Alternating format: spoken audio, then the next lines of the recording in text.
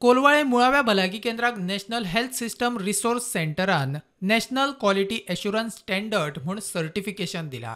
हे सर्टिफिकेशन मेळोवपी कोलवाळे भलायकी केंद्र उत्तर गोंयांतले दुसरे। हेल्थ ऑफिसर शुभ्रा भोसलेन म्हायती दिल्या। ह्या आदी ह्या भलायकी केंद्राक वेगवेगळी इनामां फावो जाल्यात। has been certified with National Quality Assurance Standard NQAS म्हणतात ते। So NQAS हे actually गोया भायरूय सुद्धा it was going on, the process was going on, only between COVID time मातशे ते कमी प्रमाणात जाल्ले।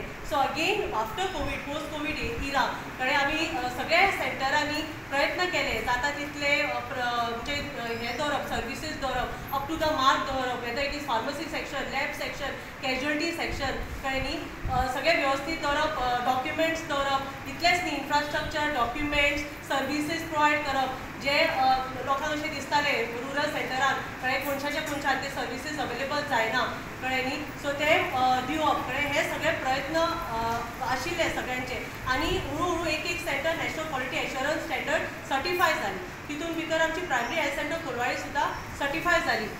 इनफॅक्ट हांव जॉइन जाले in April 2023 from RMD Revora. So when I came here, there were certain sections which required attention. Correct? It was not probably up to the mark. Correct? So when I came here, when I joined here, there are certain things I had to put in place as far as the infrastructure was concerned. So तितून भितर various things एक म्हणल्यार तो आमी इल्युमिनेशन board तुमी दिश्टी पडटा न्ही भायर लायल्लो आसा म्हणल्यार कितें आसा आमचे नॉन मेडिट सांजचे सोंपता थोड्या लोकांक खबर ना की primary health centre Colvale exist जाता मातशें भितर वता ते न्ही पडटा।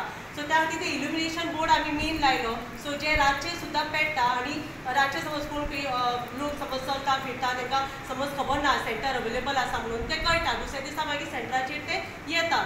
प्रुडंटा खातीर श्यामसुंदर फडते।